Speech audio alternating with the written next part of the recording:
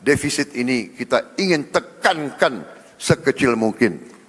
Dan adalah harapan saya, adalah cita-cita saya untuk suatu saat, apakah dalam 2027 atau 2008, saya ingin berdiri di depan majelis ini, di podium ini, untuk menyampaikan bahwa kita berhasil punya APBN yang tidak ada defisitnya sama sekali.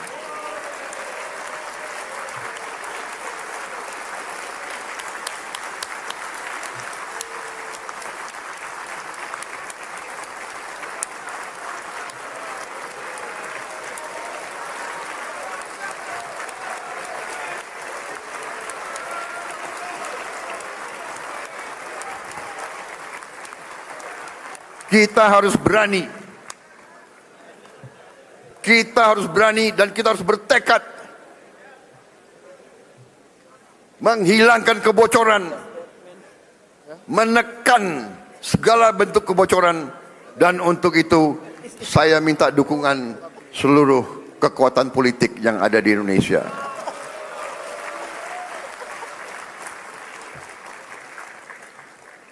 Negara kita besar, negara kita makmur. Kalau kita atur dengan baik, semuanya akan merasakan, semuanya akan menikmati.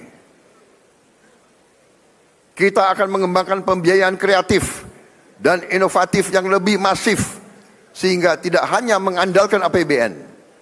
APBN didesain tetap fleksibel, agar adaptif dan responsif untuk meredam guncangan. Untuk itu APBN harus terus dijaga tetap sehat dan kredibel melalui optimalisasi pendapatan, penguatan kualitas belanja, serta inovasi pembiayaan. Optimalisasi pendapatan negara harus dilakukan secara konsisten. Pajak adalah instrumen untuk keadilan, untuk redistribusi pendapatan. Yang kaya bayar pajak, yang tidak mampu dibantu. Penerimaan perpajakan akan terus ditingkatkan dengan tetap melindungi iklim investasi dan keberlanjutan dunia usaha. Insentif fiskal tetap diberikan secara terarah dan terukur untuk mendukung aktivitas ekonomi strategis. Pengelolaan SDA akan kita perkuat untuk digunakan sebesar-besarnya untuk kemakmuran rakyat. Setiap aset negara harus dikelola secara efisien dan produktif agar menghasilkan nilai tambah dan kontribusi positif bagi kesejahteraan rakyat.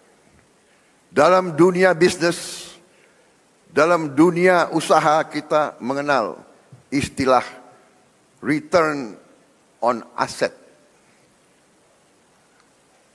Dalam bisnis dikatakan bisnis itu baik dan berhasil kalau return on asset adalah sekitar 12%.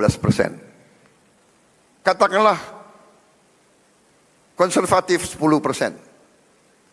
Katakanlah untuk bangsa Indonesia cukup 5%.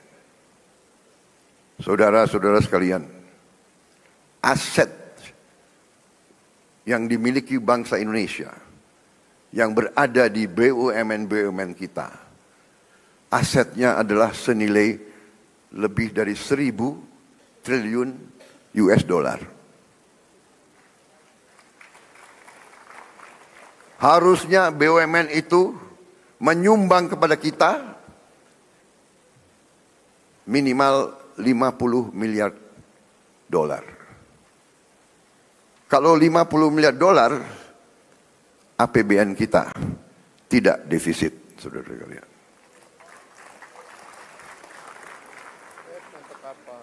Karena itu, saya memberi tugas kepada Badan Pengelola Investasi dan Antara Indonesia untuk membereskan BUMN kita.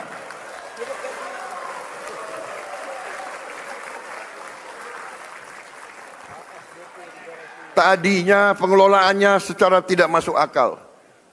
Perusahaan rugi, komisarisnya banyak banget.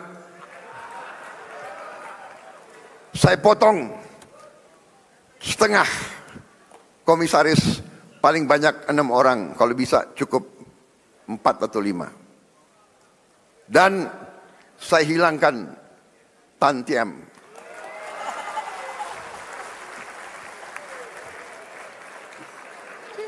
Saya pun tidak mengerti apa arti tantiem itu. Itu akal-akalan mereka saja. Dia memilih istilah asing supaya kita tidak mengerti apa itu tantiem. Saudara-saudara, masa ada komisaris yang rapat sebulan sekali, tantiemnya 40 miliar setahun.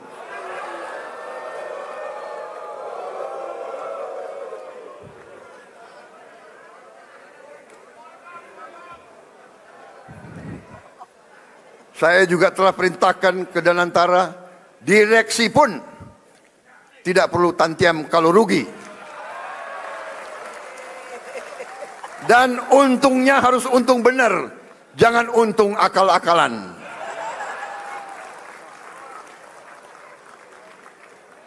Kita sudah lama jadi orang Indonesia.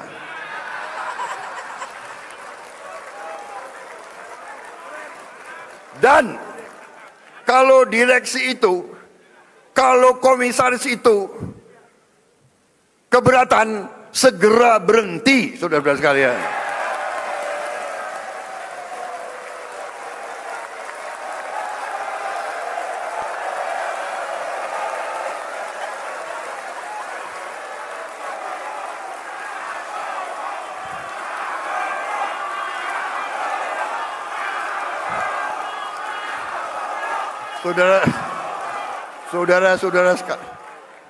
Saudara-saudara sekalian, pemilu masih lama.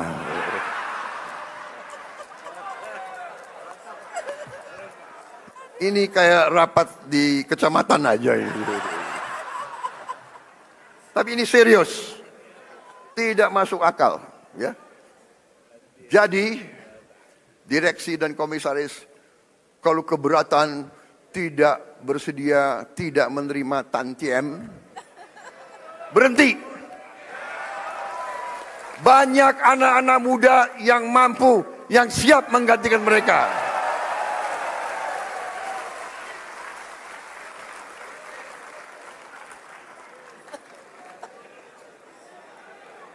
Saudara-saudara sekalian, setiap rupiah uang rakyat